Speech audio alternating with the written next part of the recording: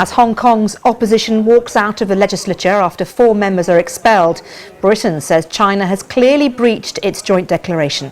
China says the mass resignation is a blatant challenge to its authority. Ethiopia claims it's taken control of part of the northern Tigray region where war has broken out with local forces. Tigray has ordered its people to mobilise. The UN says aid agencies cannot get to the region. Joe Biden has picked longtime advisor Ron Klain to be his presidential chief of staff. He served as President Barack Obama's Ebola czar and is expected to take a leading role in the new administration's response to a spike in coronavirus cases across the country. And Ukraine's President Volodymyr Zelensky is in hospital after contracting COVID-19. Azerbaijan, Armenia and Russia sign an agreement aimed at halting fighting in Nagorno-Karabakh. Peru's Congress votes to dismiss President Martin Vizcarra over charges he accepted illegal payments in 2014.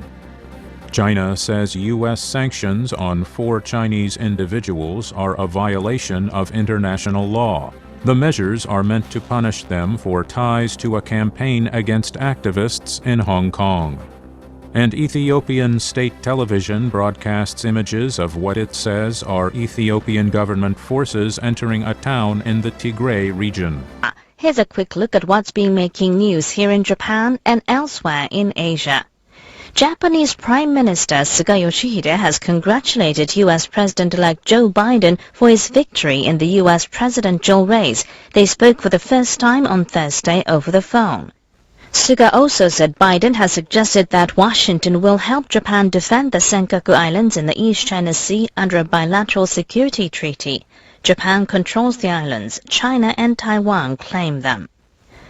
Pro-democracy lawmakers in Hong Kong are resigning en masse in protest of the expulsion of 4 of them by the territory's government.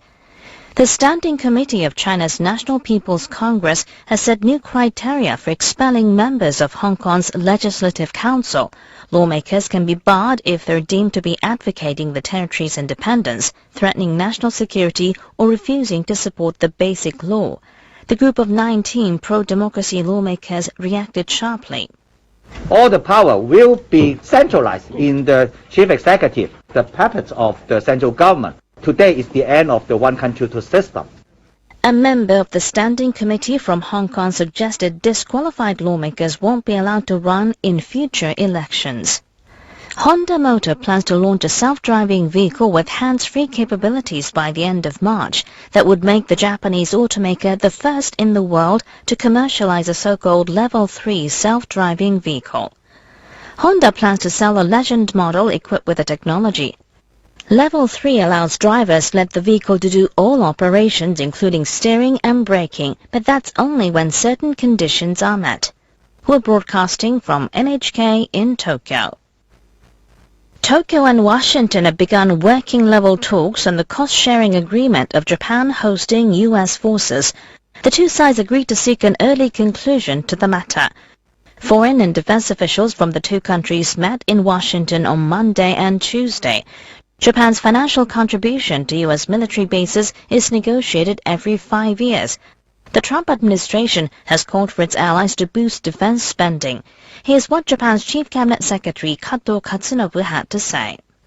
Both nations reaffirmed that Japanese financial support for the U.S. troops has played an important role in ensuring smooth and effective operations, which are central to the Japan-U.S. alliance.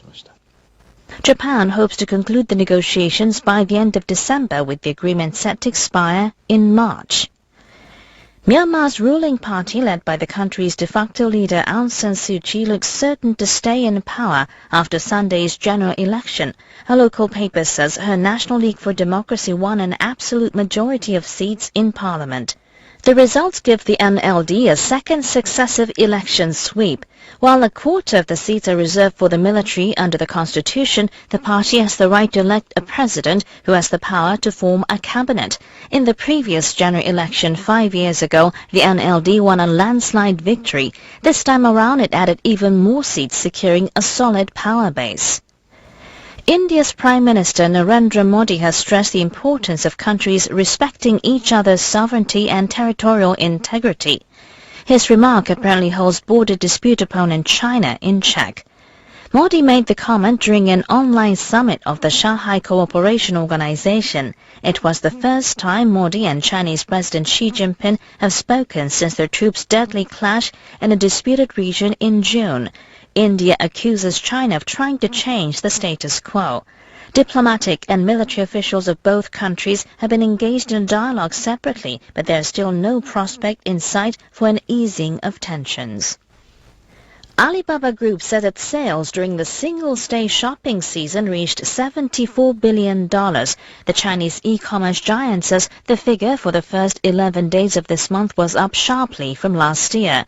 A big reason is that Alibaba extended the Singles' Day period for 2020. Analysts say the coronavirus pandemic also helped fuel the nationwide shopping spree this year. Foreign products have been popular as most people can't go overseas. November 11th is also known as Double 11 or Singles' Day in China because the number 1 symbolizes people without partners. Online retailers capitalize on the date by holding sales campaigns.